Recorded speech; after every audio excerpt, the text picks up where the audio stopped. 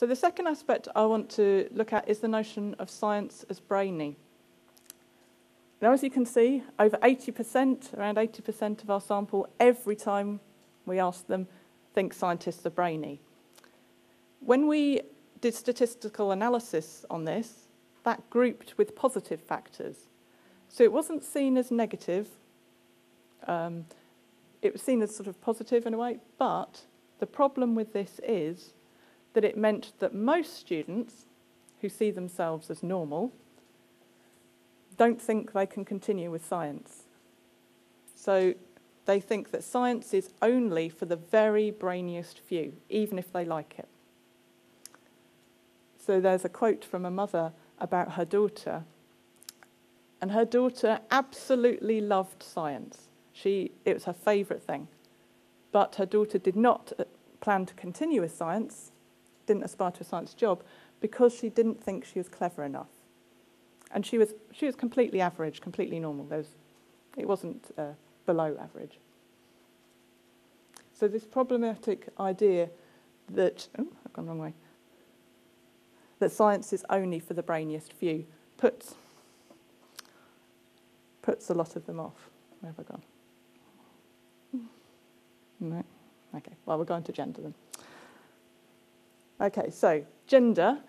Again, we found that a higher proportion of girls than boys said that science was their favourite subject, but less girls than boys aspired to science careers. Most of them aspired to study in the arts, so we're interested in why that was. So what puts girls off? Well, the male image, the masculine image of science is a big problem. So at the top is a quote from a mother, and she said, well, science is not very girly, not very glamorous, not very sexy, so it's not for my daughter. And parents made comments like, I don't think a lab coat would suit my daughter. So there's a lot of concern that if to be, quote unquote, a normal girl, science is not normal for girls. And the girls who defined themselves as more girly were the least likely to want to continue with science in our sample. So the idea that science doesn't fit with popular femininity is a problem. There were some girls who'd also had bad experiences of some science spaces, like going to an after-school science club and being the only girl there, and that had put them off. We also found there's a different pushing of boys and girls to think about continuing with science.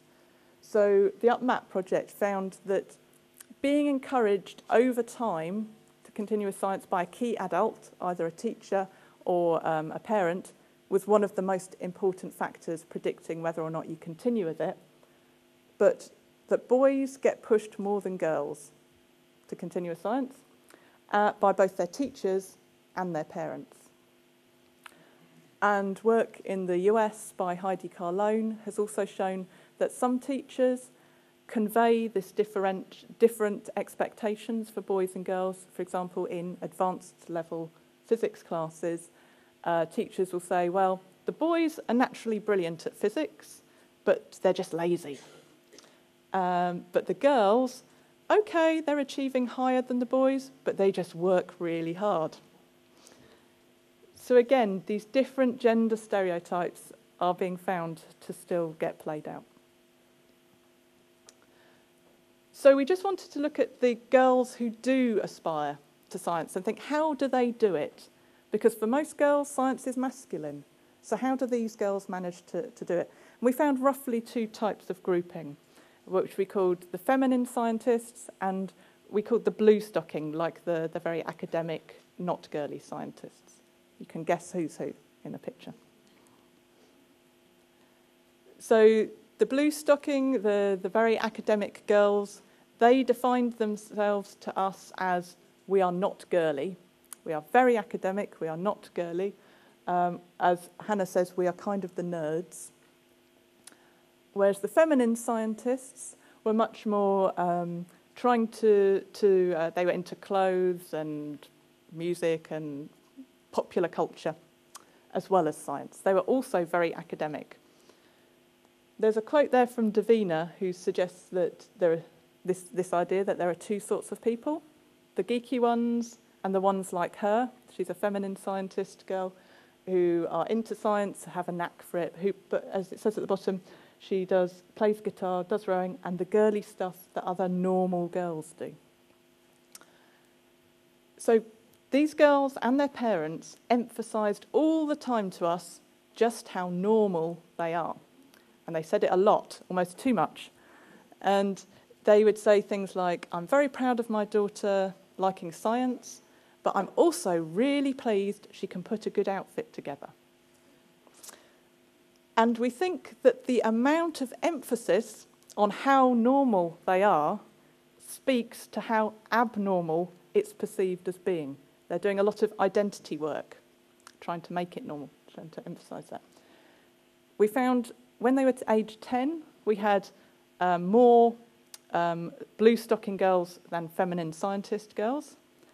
By the time they got to 14, we only had one feminine scientist girl, Davina. So we suggest that it's a harder balancing act for girls. It takes so much work over so much time. It needs so much resilience that they just fade away, they drop out. And we're going to keep tracking them for another 5 years. So we'll see whether Davina makes it through and achieves her aspirations. But they need a lot of resilience. Effectively, there's not often one moment of decision where the girls say, I'm not doing science. It's a gradual process of erosion. They gradually drop out. So there's just some examples there, like of a white working class girl called Brainy, who starts off age 10. She likes science. She aspires to maybe something to do with chemistry, maybe something to do with beauty. It's still there when she's 12, 13. By the time she's 14, she's absolutely sure, I'm going to be a teacher. Science has just dropped away by then. She has low science capital. She doesn't have an academic peer friendship group. She does know someone in her family who's a teacher. So it's not a surprise where her ideas come from. So these girls are examples of lost potentials. They could have continued with science. They loved it. They're very enthusiastic, but they drift away over time. And some of this is also exacerbated by the system we have in Britain of early specialisation.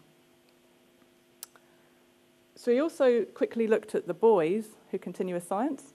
Like the girls, two rough sort of groupings, the cool footballer scientists or the young professors. Again, guess who's who.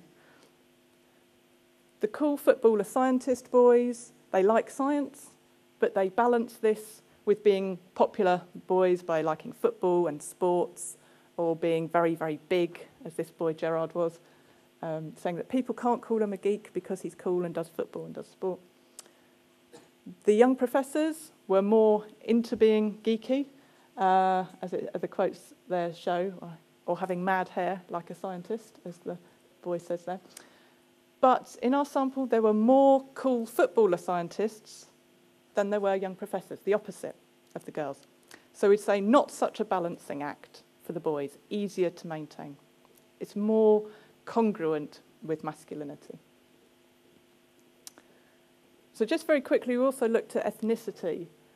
And some people have suggested the reason for patterns in ethnicity, or that particularly why black African Caribbean students in the UK tend not to continue with science later, could be because they achieve lower, their families don't value it, or so on.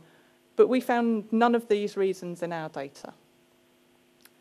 Basically, we found the factors were the same for these families as before, like science capital, the image of science, but they were amplified because these students are at the heart of these intersecting inequalities of ethnicity and class and gender, so it all comes together, it's amplified for them. But there were two black working class girls in our sample who did aspire to become scientists. They thought, wow, how do they do it? So we looked at them, it's Selena and Vanessa, and their aspirations changed over time. They had families who strongly value education. They were both Blue stocking girls, they were not feminine, they were not girly girls. As there's a quote there, Selena loved playing football. She's what we'd call a tomboy. They had very academic friendship groups, and they both went to single-sex girls' schools, which is very important. Selena was very high-attaining, so for her, science is a way to show how good you are at schoolwork and attainment.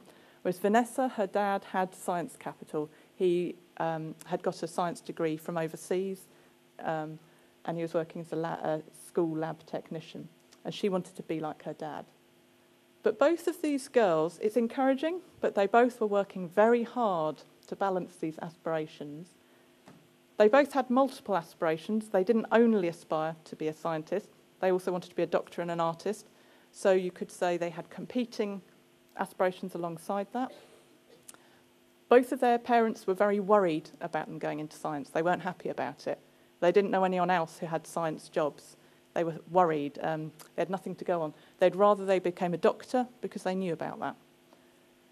And both girls aspired to forensic science. So in the UK, this is a more precarious, oversubscribed area, so it's a bit more risky in that sense. And although it's only 2 people, you can't generalise, but both of them loved watching the American TV programme CSI Miami, which has a black woman forensic scientist in it. So although we can't generalise, we think it's notable that where else can these girls get ideas about women in science or minority ethnic women in science? There's so few options, so they'd grabbed onto that one. So just to sum up, so most young people in our study aspired highly, just not for science. Negative views of science and scientists were not the main reason they weren't continuing with it. We think science capital is a much stronger explanation for that. It's key. Most young people and their families have no idea that science is transferable. The Brainy image of science is a problem, puts a lot of children off. The white male middle class image of science is still a problem. And science still means more work for girls to balance it with their identities. So our ideas around what we can do, in the UK, we want to shift the policy discourse away from raising interest in science and towards building science capital. We think we need to tell people, give them more, better, earlier careers education. We also think we want to get organisations who work in this area to stop telling young people, come and be a scientist, come and be an engineer. We want, because the young people know it leads to science, science leads to scientists. We want them to tell young people, science keeps your options open. So we think it's important to convey that message, to get more young people to continue with it for longer. So they don't see it as narrowing, which they currently do. So they see it as, and to convey that how science skills are useful for all areas of life. So to move away from this pipeline discourse of education and towards an idea that the reason we study science in school is for citizenship. We think that would be a better way of presenting it to young people. And in the UK, we don't do that currently. So we want to break the science equals scientist link. We think challenging the Brainy image of science is important. And as I said, England has a culture of early specialisation. Our system is built to weed people out at an early level. So we think we need to be more like the rest of Europe, perhaps with more of a baccalaureate system, the idea that you take a rounded selection of subjects. And we think that there's a lot of case for working with families. All of our interventions so far tend to focus on young people. So we'd like more work to be done with families to build science capital. So if you're interested, we have written lots of things that are there that you can read. And we also have websites if you're interested. And if you're interested in the idea of science capital, we have lots of videos of people explaining what it is at the bottom as well. But thank you very much.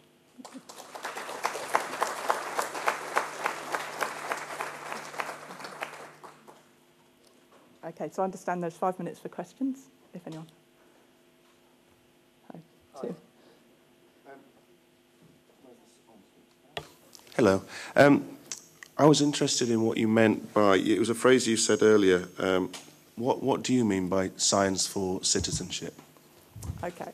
So I think at the moment, we in England in particular, our science education is really geared towards training the next generation of scientists. So it's for people who will continue on to study science at university and become scientists. So it's important, and I don't deny that's important, but it doesn't work so well for the rest of the young people who I think need science education to be able to play a full role in society. So scientific and technological developments are important. If you're going to be part of society and have a voice in that, that's important. If you're going to be able to understand how to make decisions in your own life, whether it's about health, do I get my child vaccinated? How do I understand scientific data or medical information? I think all of those things, scientific literacy is really important, and I think it's becoming more important, and I'd like to see more emphasis put on that in our curriculum. Hello. Hello, hi. Just one clarification. When you talk about early specialisation in the UK, do you mean like the A-levels? Yeah. What age we're talking about? Yes. 16 maybe? Yes, so A-levels, definitely. I think they're quite problematic because most young people, we have this discourse of you take arts or science. So it's possible to take a mixture, but it ends up specialising. But even at 16, at our national exams, GCSEs at 16, we separate science out in different levels, different qualifications, in a way that we don't do for any other subject. Maths is just maths, but we have effectively different levels of science. And from 14, there are lots and lots of children who can never continue with science at A-level, really, because they're on the wrong track. So it's very problematic in that way. Do you have any results of the single-sex schools? Do they perform better? Yes. So the single-sex schools make a big difference.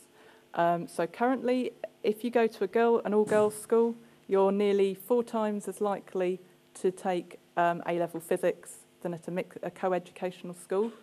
And figures from the Institute of Physics from 2 years ago show that 49% of English mixed schools didn't send a single girl to A-level physics. So they make a huge difference. So again, I think it shows that it's not girls not liking science, it's the culture of the school makes a huge difference. I'll ask another one. You mentioned, you made clear it wasn't a generalisation, but you alluded to the idea of role models. How does the idea of role models align with science capital? Because a role model might not be somebody within the family unit. No. So I think you can get capital from anywhere. The closer it is to you, the more likely it is to be sustained over time, so it can be more powerful and effective. So a parent telling you again and again is potentially more effective over time than just seeing one person on a TV programme. But it can come from anywhere, and I think that example shows that for particularly children with low science capital, it's really important to use lots of sources of it. But there's also literature that suggests that you have to be careful with role models. They don't automatically work because someone is like you necessarily. The girls have to, or boys have to be able to identify with them in lots of ways, or see that they're genuine. So it's a potential good tool, but not without problems as well. Thanks very much.